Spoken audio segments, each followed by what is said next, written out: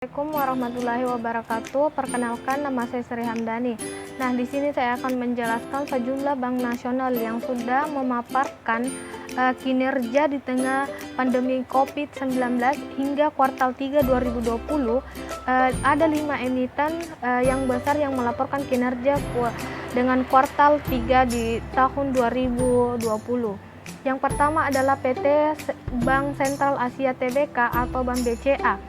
Dari kelima yang sudah melaporkan kinerja, bank yang mencatat laporan yang paling besar yaitu Bank BCA dengan penurunan paling kecil yaitu hanya 1 digit. Di kuartal ketiga 2020, bank bersandi saham BBCA ini membukukan laba 20 triliun atau turun 4,2 dari 20,9 triliun secara tahunan dibandingkan dengan periode yang sama. Adapun penurunan laba disebabkan oleh meningkatnya biaya pencadangan di tengah pandemi COVID-19. Tercatat, BCA telah membukukan biaya pencadangan sebesar 9,1 triliun meningkat sebesar 5,6 triliun atau 160,6%. Selain dengan meningkatnya resiko penurunan kualitas kredit, namun secara kuartalan, laba BCA masih tumbuh sebesar 37,8% menjadi 7,79 dari laba 5,65 triliun di kuartal 2 2020 dan 6,58 triliun di kuartal pertama 2020. Yang kedua yaitu PT Bank Mandiri Persero Tbk, yaitu Bank Mandiri yang mencatat atau membukukan laba bersih sebesar 14 triliun sepanjang kuartal 3 2020.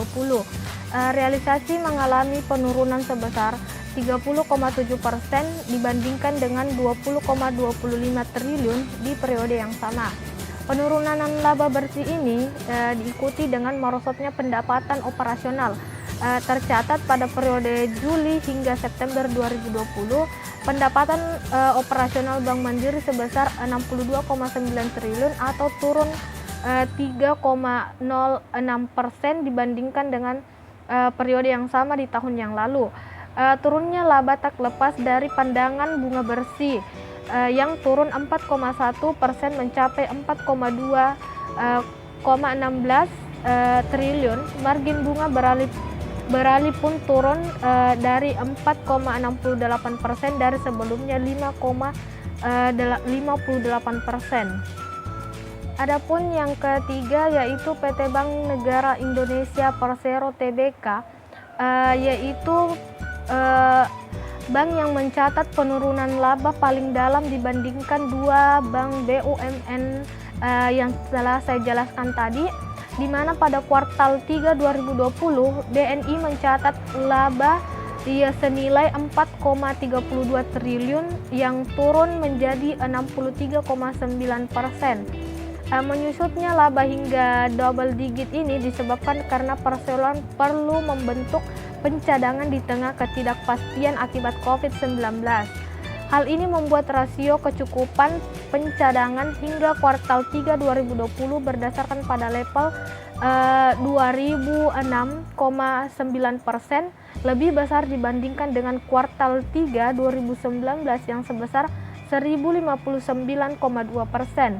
Pencadangan perlu dibuat mengingat rasio kredit macet atau NPL BNI tergerak naik dari 1,8% menjadi 3,6 kuartal 3 2020. Khususnya kredit korporasi NPL meningkat menjadi 2,9% dari 1,1% dari kuartal 3 2020.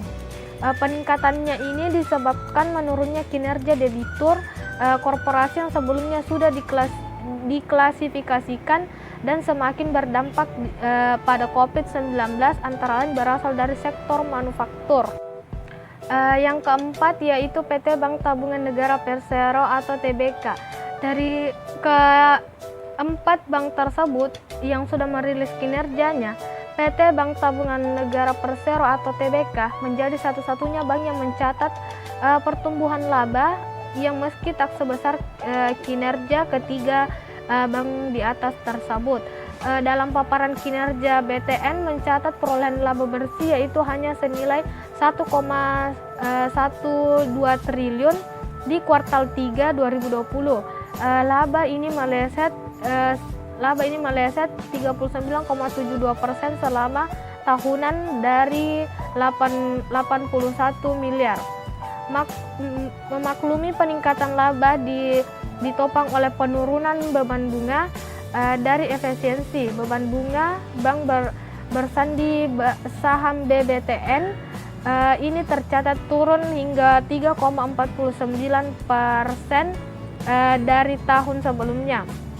Penurunan beban bunga tersebut ditopang oleh aksi korporasi dan pemangkasan dana mahal. Pemangkasan tersebut mampu menekan cost to fund hingga 77 basis point dan sejak tahun 2019.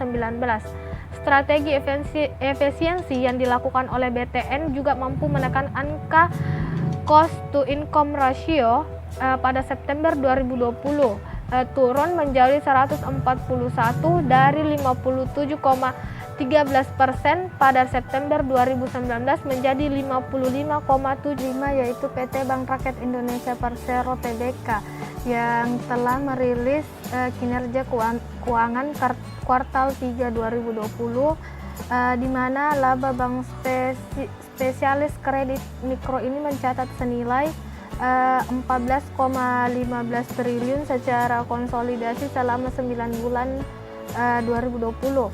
Nilai ini menyusut 4,2,9,4% secara tahunannya, yaitu 24,8 triliun.